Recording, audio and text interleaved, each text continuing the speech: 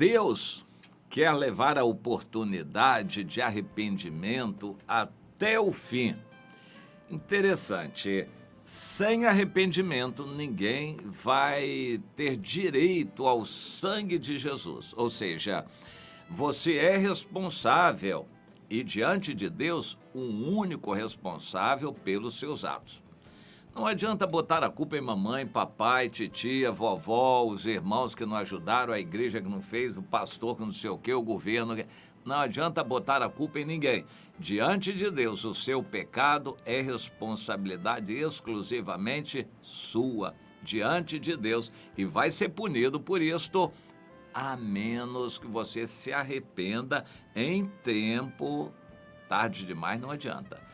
Que você se arrependa e se entregue a Jesus. Não adianta somente se arrepender e ficar nisto. Vai ser batismo de João Batista.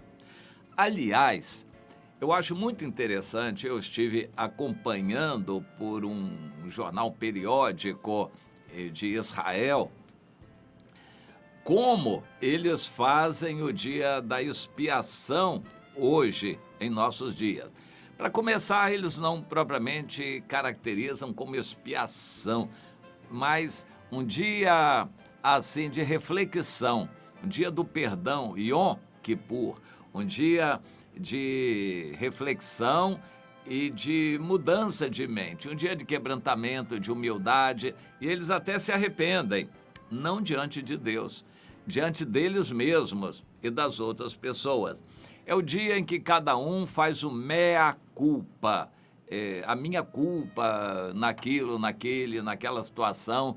Eles ficam fazendo reflexões e realmente visando um arrependimento, mas não diante de Deus.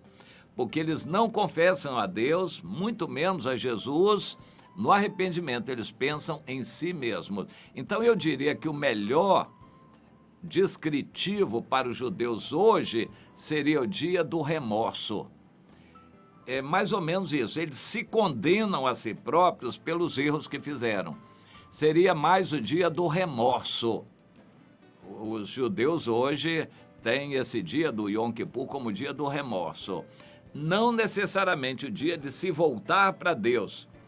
A instituição desse dia de arrependimento, dia da expiação, era um dia completo, 24 horas em que todo judeu deveria fazer um jejum completo e se arrepender de seus pecados e crer no sangue do Cordeiro, oferecer o animal para pagar o seu pecado. Cada judeu deveria fazer isto para que fosse perdoado. Inclusive, eles teriam que fazer sacrifícios pelos pecados do altar, do templo, do santuário também. Era um dia especial, arrependimento. Quando João Batista veio, ele pregou o arrependimento. E a maioria das pessoas que foram batizadas por ele reconheciam seu pecado, se arrependiam, e a exortação era: a partir de agora, não peque mais. Mas não trazia solução em como não pecar de novo. É evidente que a minha fraqueza vai me levar a pecar de novo. Cada um conhece a sua fraqueza, a sua natureza humana. Se eu errei até agora, eu me arrependo do que eu fiz.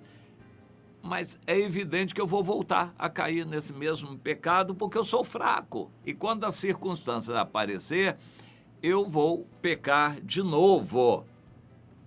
Amanhã pecarei outra vez. A nossa natureza é assim. Sem Jesus, não adianta. O sacrifício é incompleto. O batismo de João é incompleto. Teria que ser batizado de novo todo aquele que fosse batizado no batismo de João Batista. Teria que ser batizado em Jesus. O batismo é completo. O batismo de Jesus inclui o derramado sangue para a pessoa se lavar, e nesse aspecto a água do batismo é simbólica, está lavando os pecados, porque o sangue de Jesus foi derramado para isto. E a segunda parte do simbolismo é a sepultura para o velho eu, a sepultura para o seu eu no trono. E a partir dali você vai ressuscitar para uma nova vida saindo da água. O batismo é simbólico, ele não tem valor em si, mas ele é um símbolo do que acontece dentro da pessoa. Se a pessoa passa pelas águas do batismo apenas para agradar os outros, ele não vai ser batizado por dentro, porque não é sincero para com Deus. Eu tinha um tio que disse que foi batizado só para ganhar um relógio, porque o pai era pastor, relógio era uma coisa muito cara e difícil na época, e todo filho que se batizava ganhava um relógio do pai. Ele era dos mais novos e via que ia ficando para trás, então disse que ia se batizar também. Então ele se batizou falsamente, ele me confessou isto, falsamente, só para ganhar o relógio.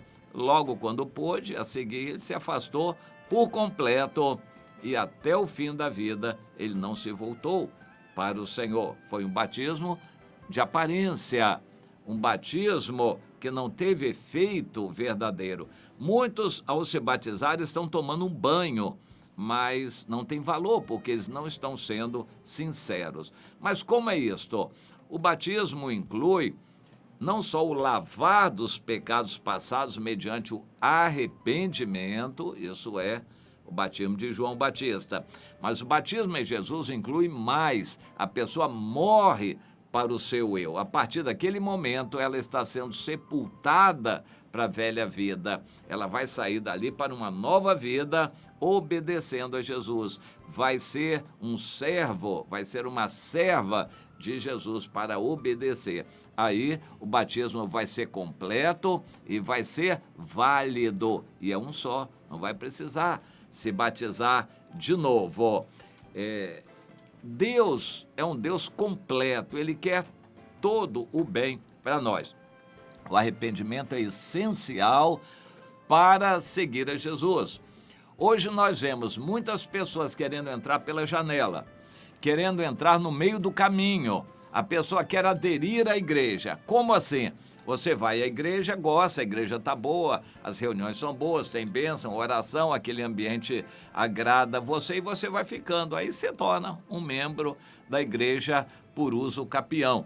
Você se torna um membro porque você entrou para a igreja e ficou, foi ficando e foi tido e aceito como um membro da igreja.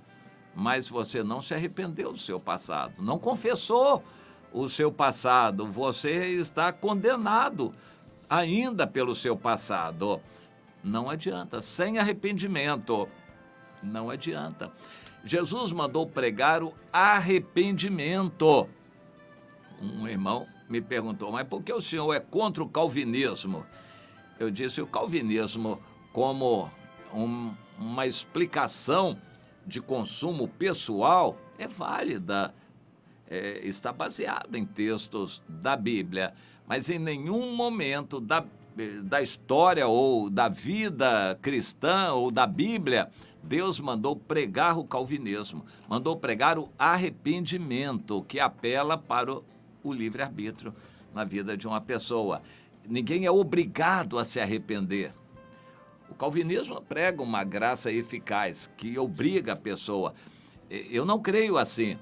E a pregação do evangelho é para ser decidida pela pessoa, pelo livre-arbítrio dela. Ela se arrepende ou não. Se ela se arrepender, não fica só nisto. Ela vai confessar o seu passado, o seu erro passado, para então se entregar a Jesus e seguir a Jesus. Isto vai valer para Deus.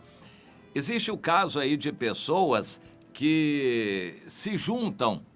A pessoa não tem certeza que é para casar com alguém, mas ela gosta um pouquinho daquele alguém. Como ela não sabe se aquele alguém gosta um pouquinho dela também, então eles se juntam para experimentar. Se der certo, futuramente eles podem se casar. Diante de Deus, isso é abominação, é pecado. Amigar-se, ajuntar-se para ter sexo sem se casar é abominação aos olhos de Deus. Mas a pessoa diz, não, mas agora eu vou acertar os papéis daqui por diante e eu vou entrar para a igreja vai me aceitar. Pode até aceitar, mas diante de Deus, sem você se arrepender dos pecados passados, não vai adiantar. Entenda isto. Quando alguém está juntado, amigado, a coisa que tem que fazer é confessar a Deus o pecado, se arrependendo de ter feito aquilo e imediatamente se separar. Se tiver que se casar depois é outra coisa, mas quando você se arrependeu, você confessou o seu erro e tem que se apartar do erro. Não adianta continuar juntos. Você está arrependido, você quer Deus na sua vida. A condição é confessar o pecado, se arrependendo e deixar o pecado. Se vier a se casar, acerte a coisa diante de todos, publicamente, acerte a situação para se casar decididamente, uma vez por todas. O casamento não pode ser alvo de separação. Diante de Deus, você se casa sem pensar em separação. É compromisso.